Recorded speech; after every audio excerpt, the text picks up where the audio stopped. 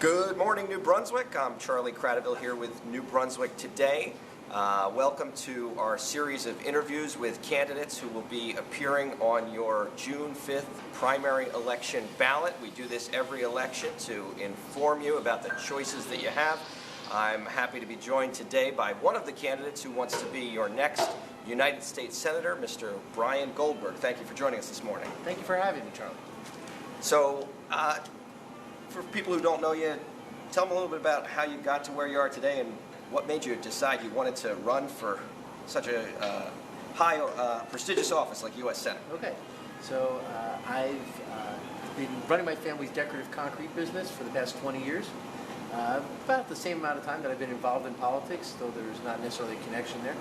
And I've always been a behind-the-scenes guy, running people's campaigns. I was the treasurer for a freeholder race up in Essex County, which, as a Republican, we don't have anybody on the freeholder board. We came really close, so that was good. But I've always thought that I had a passion and a calling to serve.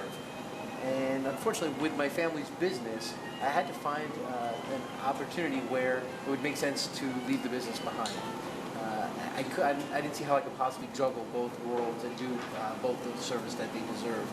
So I had actually thought about running for a while. At the time, back in 2013, I started to think about running against Senator Lautenberg in 2014. Unfortunately, he passed away in the middle of the year. Right. And you did run. I did, but I should back up. I didn't run for Congress. Well, it might have been a lower office than Senate, but I supported Rodney Foon as in my Congress, so I certainly didn't want to challenge him. So I looked at the Senate. I thought that Lautenberg would be challengeable, especially after watching the Carrillo's campaign. I thought I could add a little bit more dynamic to the race 2 years before.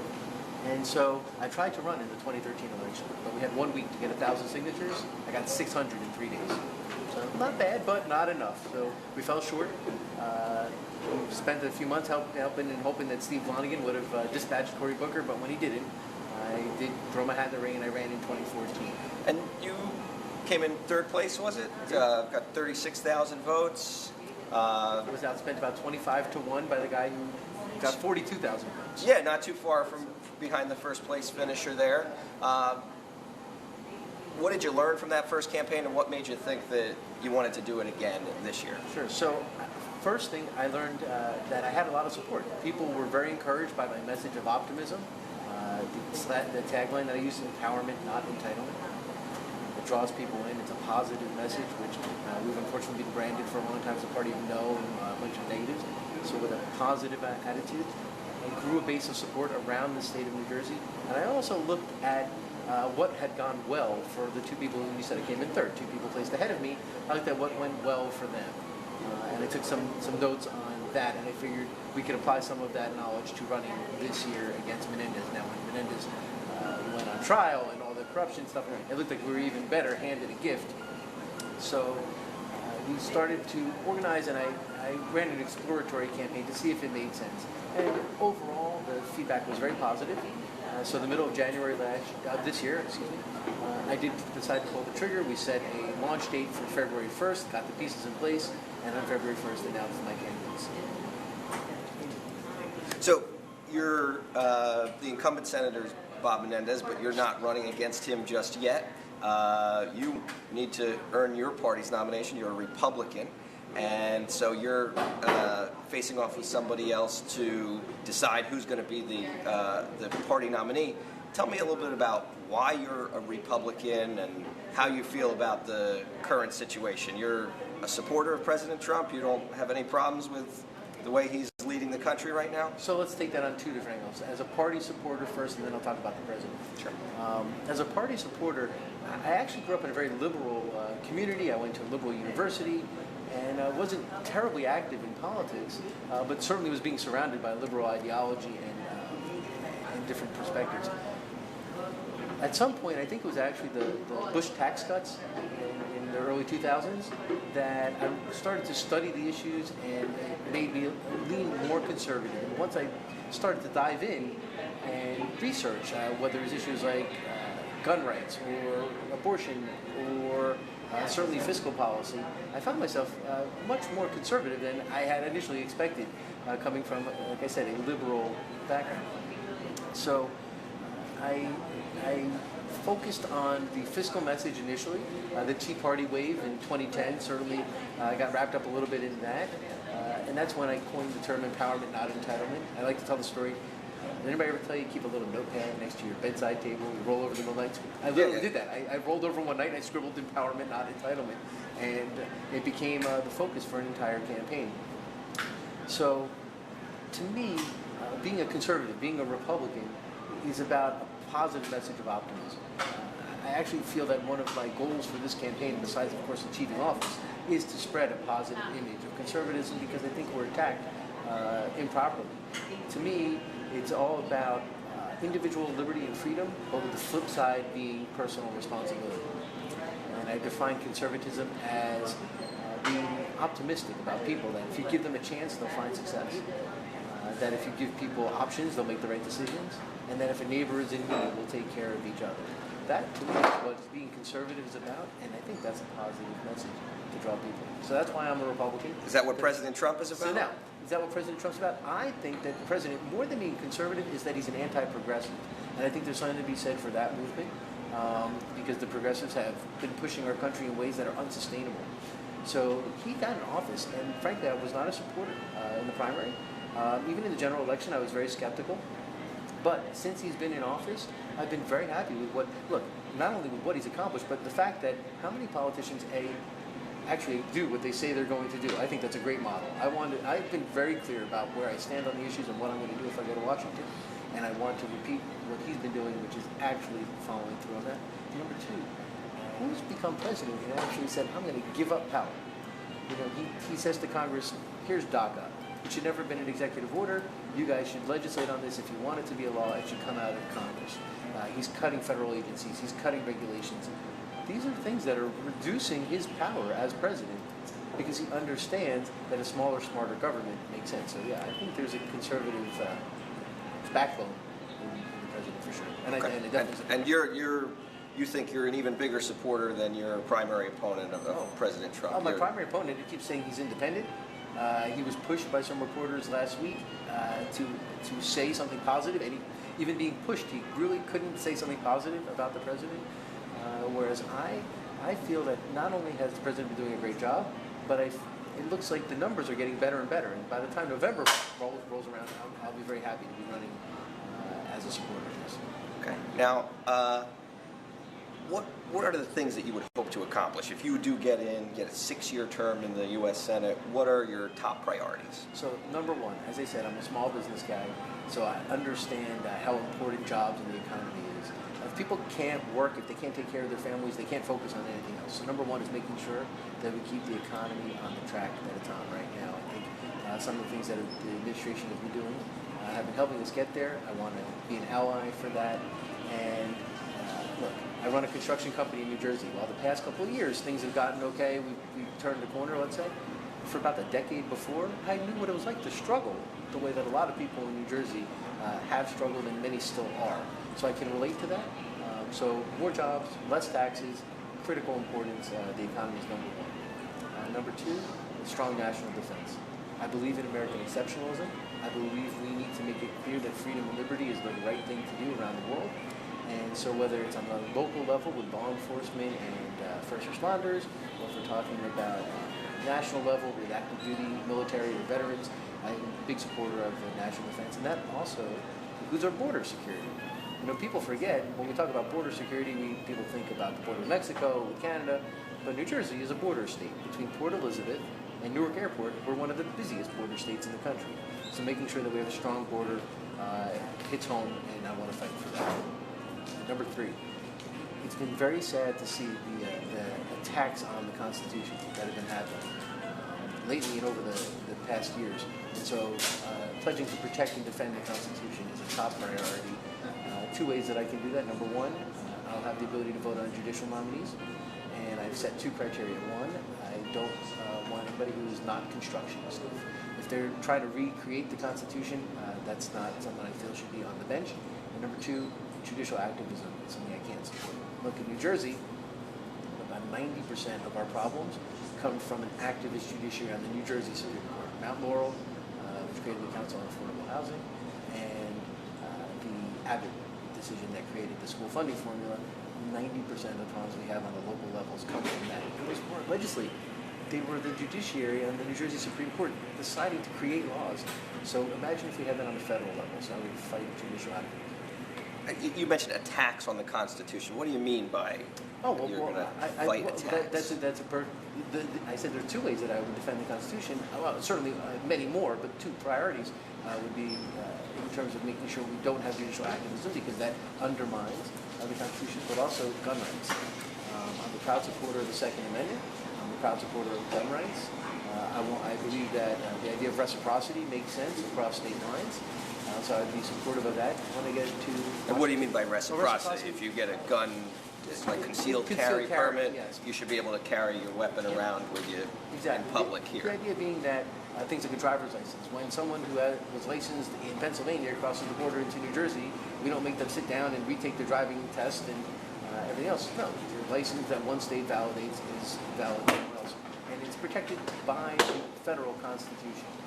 I am a big supporter of the 10th Amendment. I think a lot of issues should be handled as a states' rights issue, except, as it says, if they're clearly enumerated. And if you go up 8 from number 10, you've got number 2. And so we need to protect the right to bear arms.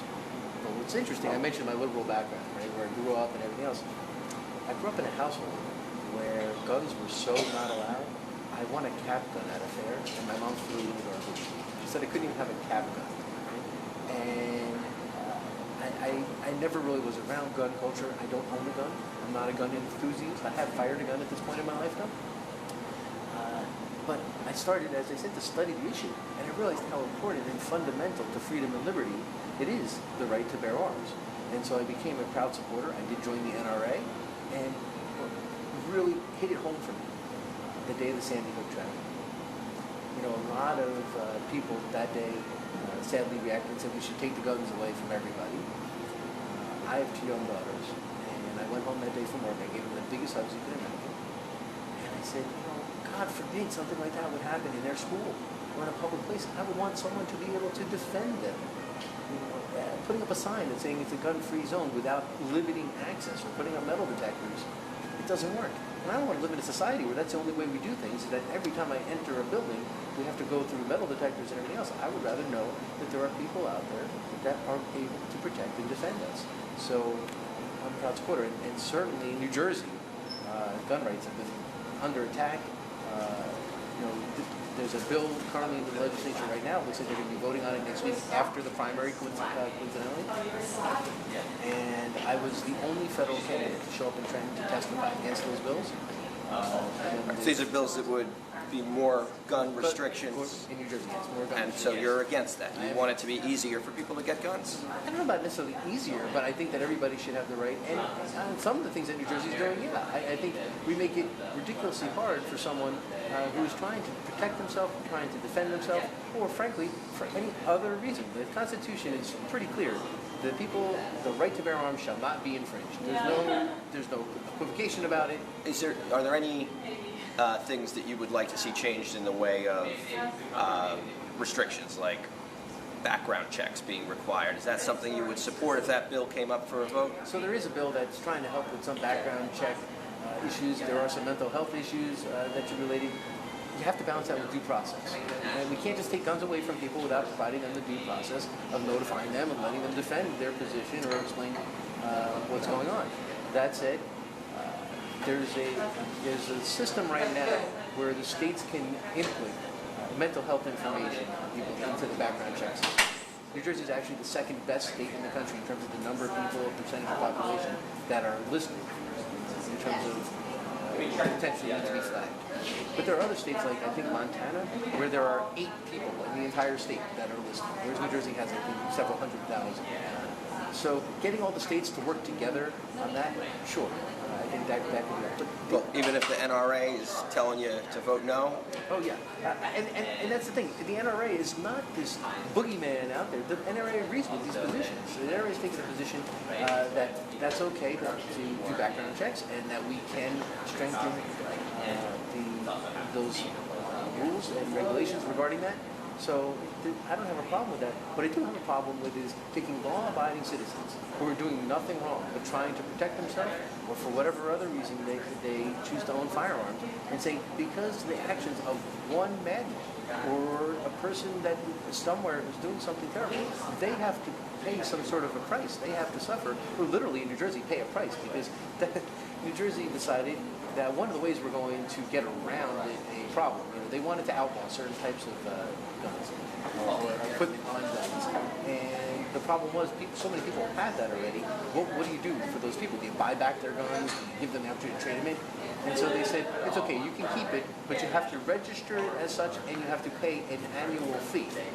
More money for the government, and you're penalizing the person who's done nothing wrong, but you exercise their Second Amendment right. So, that's my big problem, is that instead of focusing on taking the hands out of guns on people who should not have them, people who have mental health issues, criminals who are committing crime with guns, we're going after law-abiding citizens, and I respect the rights of the law-abiding citizens. I think they should be protected. Let's talk a little about foreign policy. Your incumbent Senator Menendez, he's the chair of the Foreign Relations Committee. Well, he's the ranking member. Ranking member right now. For now, at least, we are control of the Senate. You're correct. And your views on BDS. So there's a movement to boycott, divest, and sanction the state of Israel. You say you're anti-BDS. What does that mean that you'll actually do? Because there have been laws passed, and there was even a law that Senator Menendez sponsored that would make it a felony crime to participate in such boycotts. You also say you support individual freedom and liberty. How do you So the BDS movement is not about individuals. It's about getting corporate interests and getting organizations like universities. Here we are in New Brunswick.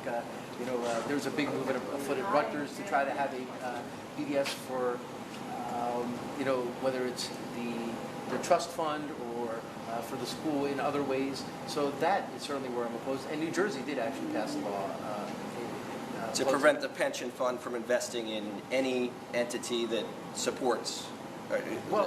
It was more that they said that the other way. Boycott. Right. They could not encourage. It's a boycott of a boycott. There you go. That's a good way to put it. So, if an individual wants to not patronize a business, I certainly applaud that. I think that's your right, and I think that's how you should exercise your rights.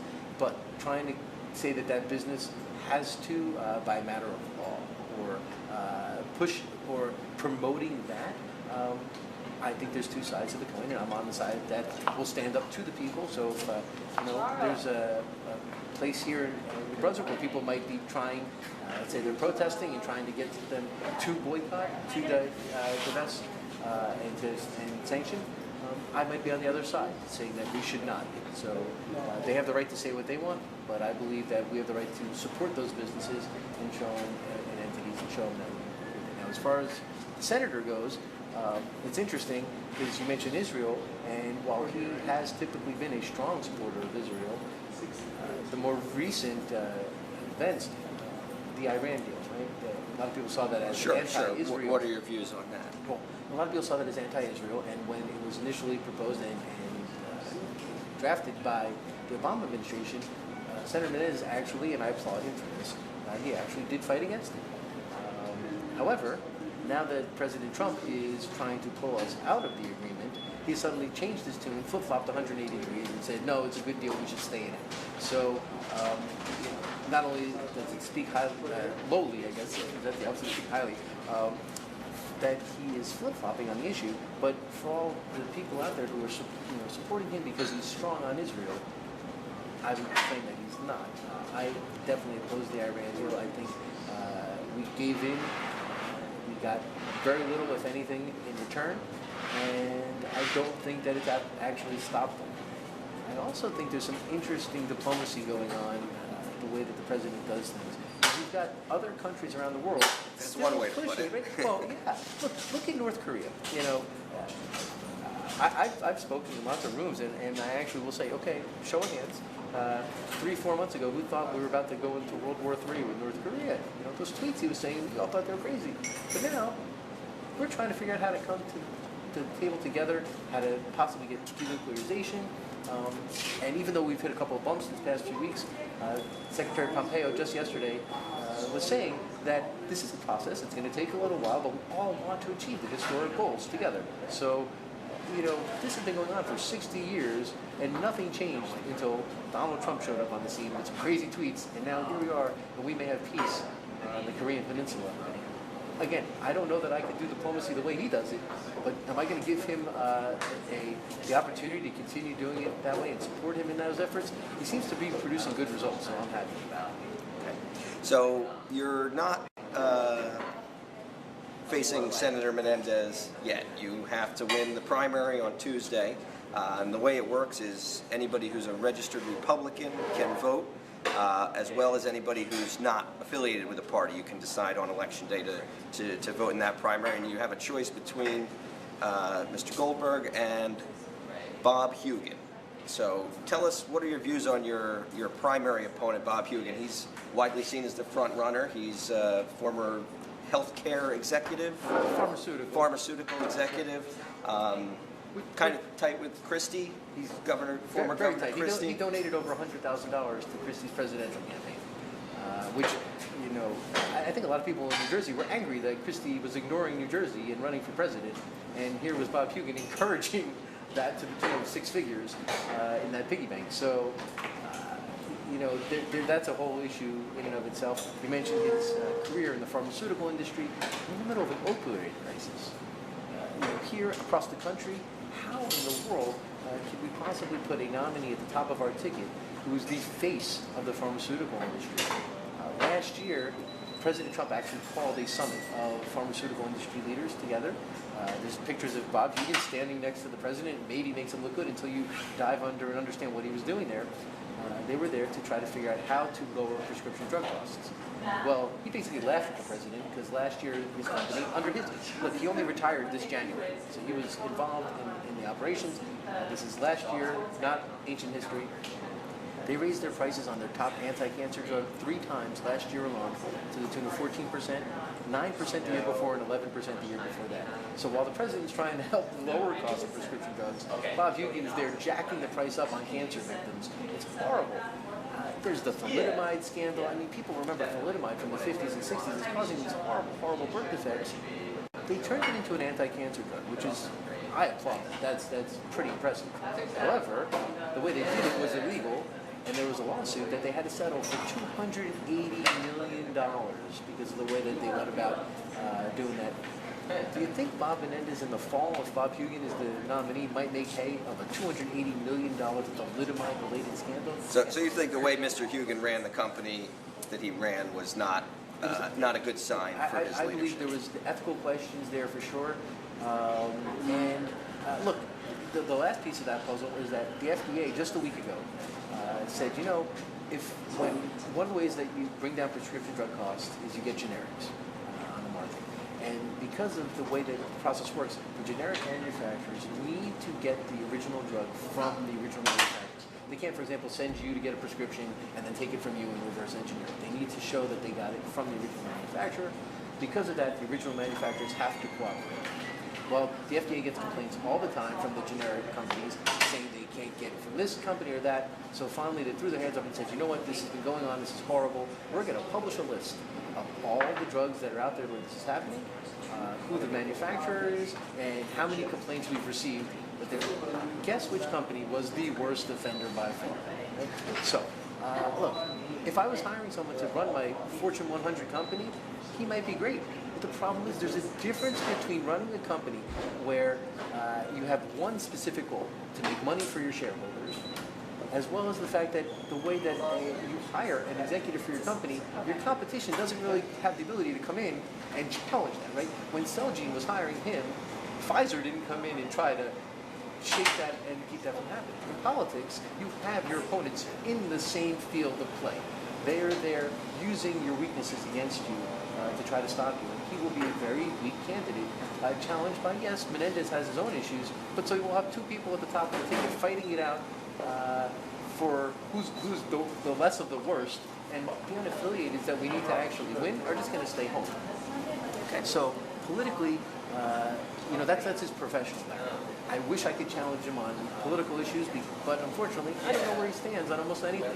He's been silent on pretty much every issue.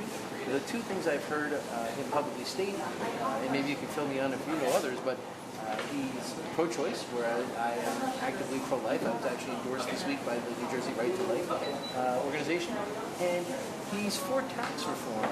However, he talks about all these things he wants to go to Washington and bring all this pork back to New Jersey. How's he going to pay for it? I actually signed the Americans for Tax Reform Taxpayer Pledge. He could do it. Any candidate can do it. If he's actually sincere about fighting for the taxpayers, take the pledge. Of course, he's not going to because he's not sincere. He avoids issues at every possible turning cost. So I can't even tell you, how to challenge him other than I'm clear about where I stand. We would not even know what we're getting if he was to become the nominee, let alone if he became elected. Okay. Last question for today. You're a resident of West Orange. You've got a business in Middlesex County. Tell me what you love about New Brunswick and what people here in New Brunswick in our audience might expect to notice different if you get elected. Right. Well, I do love New Brunswick, actually. In the past, unfortunately, this year I'm a little busy, but I have had subscriptions to the State Theater and the George Street Playhouse. Oh, great. I love coming down here. There's lots of great restaurants. My sister went to Rutgers, and I have two young daughters. Maybe one of them will follow in her footsteps. So New Brunswick is a great community. But I think that there are certainly things that can be promoted to help it grow and prosper. While there's a lot of building and things going on in certain areas, other parts of New Brunswick are suffering and struggling for sure. And I think that goes to leadership. If you look in the urban centers across New Jersey, every single one pretty much is controlled by Democrats, and every single one has challenges in actually helping the people lift themselves up from the struggles that they have day to day. I think it's time to give the Republicans a chance so we can actually maybe change things and move things in a positive direction, the way I described earlier. That if we promote programs and policies that give people those opportunities for success. And we believe if someone is given those opportunities, they will find success, so let's give them those chances, rather than saying, you know what, we think you're going to fail, here's a handout. People want a hand up because ultimately I believe that people want that sense of pride, that they took care of their family and they helped. They don't want to be standing on a government line to get assistance. So I don't attack people for struggling. I know what it's like, but especially because I know that most people want to help themselves, and I want to help them do that. Well, thanks for joining us this morning. For anybody who's interested, there might be a debate tonight in Jersey City. There might. Tell the folks about that. So last week we actually were invited to a debate with other Senate candidates, and we actually started blasting it to our supporters on social media and such. And then earlier this week we were told that it's been canceled. However, members of my team have called the organizers and been told it's still on. So we're not sure what's going on. So we're going to show up. Where and what time? The Lowe's Historic Theater in Journal Square in Jersey City. Doors open at 5. The debate schedule starts at 6. So my team will be there at 5. We're happy to see you. And we've scheduled a meet and greet in the area. So if they have actually canceled the debate and we're all there and gathered, we'll go over to a local bar or restaurant where it's been organized, and we'll all hang out for a while and get to meet each other. Terrific. Well, good luck with that. The election is on Tuesday, so make sure whoever you're voting for, you get out there and vote.